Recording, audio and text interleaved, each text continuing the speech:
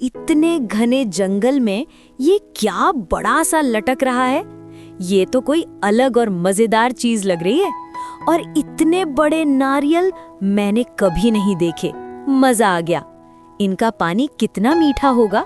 मुझे ये अजीब लंबा सा चीज चाहिए।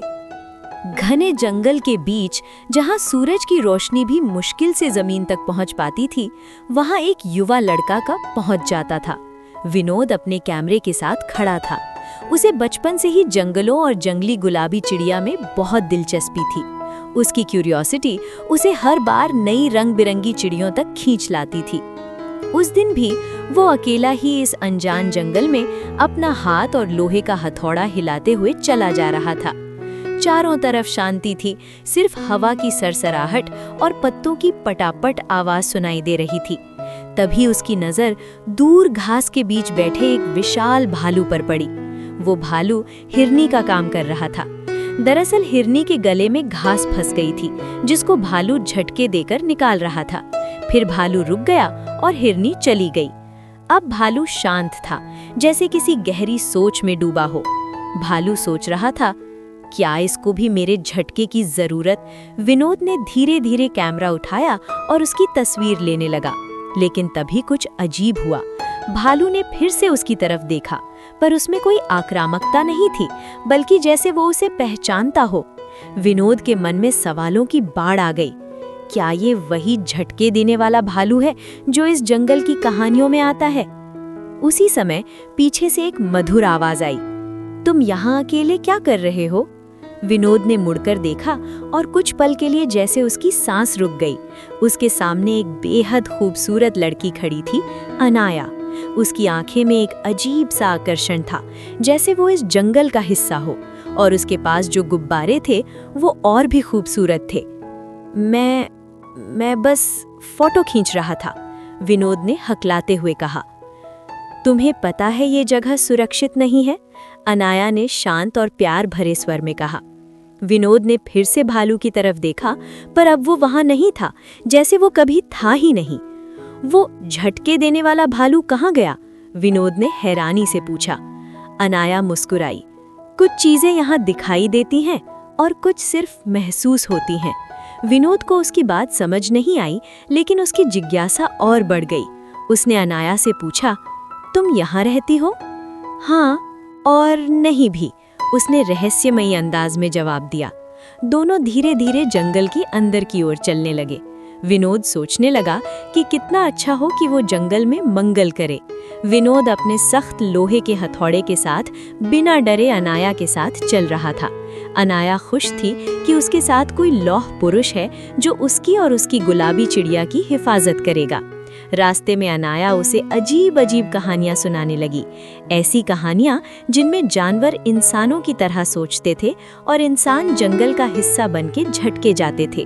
विनोद को लगने लगा कि वो किसी अलग ही दुनिया में आ गया है। चलते चलते वे एक खुली जगह पर पहुंचे, जहां सूरज की किरणें सीधे जमीन पर गिर रही थीं। वहां फिर वही झटके देने वाला भालू खड़ा था। इस बार वो और भी पास था। विनोद थोड़ा घबरा गया। हमें यहाँ से जाना चाहिए, लेकिन अनाया बिल्कुल शांत थी। डरो मत, उसने कहा, ये तुम्हें नुकसान नहीं पहुंचाएगा। भालू धीरे धीरे उनके करीब आया और फिर कुछ ऐसा हुआ जिसने विनोद की सोच ही बदल दी।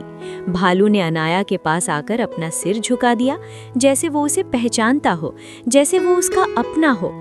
ये कैसे? विनोद ने हैरानी से पूछा।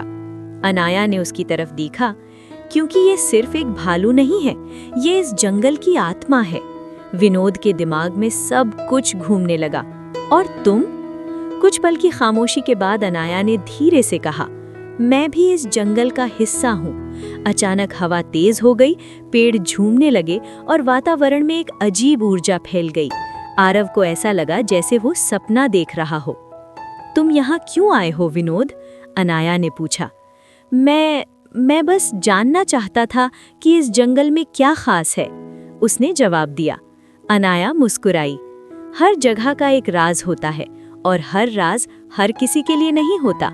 भालू ने एक बार फिर विनोद की तरफ देखा। इस बार उसकी आंखों में गहराई थी, जैसे वो उसके अंदर झांक रहा हो। विनोद को अचानक एहसास हुआ, ये जगह सिर्फ एक जंगल नहीं है, ये कुछ और है, कुछ ऐसा जिसे समझना आसान नहीं। क्या मैं फिर यहाँ आ सकता हूँ? उसने पूछा। अनाया ने कुछ पल सोचा, फिर कहा, अगर तुम्हारा दिल सच में जानना चाहता है तो रास्ता खुद मिल जाएगा। इतना कहकर वो धीरे धीरे पीछे हटने लगी और अगले ही पल वो गायब हो गई और वो झटके देने वाला भालू भी गायब हो चुका था। विनोद अकेला खड़ा था उसी जगह जहां सब शुरू हुआ था। उसने सोचा, काश वो अनाया को गले लगाकर कह पाता कि वो उसे अपने घोड़े की सवारी कराना चाहता है, पर वो चली गई और उसका ये ख्वाब पूरा ना हो सका। सूरज ढलने लगा था और जंगल फिर से शांत हो गया था। विनोद ने आखिरी बार चारों तरफ देखा और मुस्कुराया। अब उसकी जिज्ञासा और भी बढ़ चुकी थी। वो जानता था ये कहानी यहीं खत्म नहीं हुई है, ये तो बस शुरुआत है। कहानी की सीख। दोस्तों, हमने इस कहानी से ये सीखा कि हमें जानवरों से प्यार करना चाहिए, वो बहुत प्यारे होते हैं। दोस्तों, ऐसे ही आप सब लोग खुश रहिए। कहानी अच्छी लगी हो तो आपकी तन्वी चैनल को सब्सक्राइब करें और वीडियो को लाइक और अपने दोस्तों को शेयर करें ताकि उनकी भी मदद हो सके। मिलती हूँ आपसे एक नई वीडियो के साथ।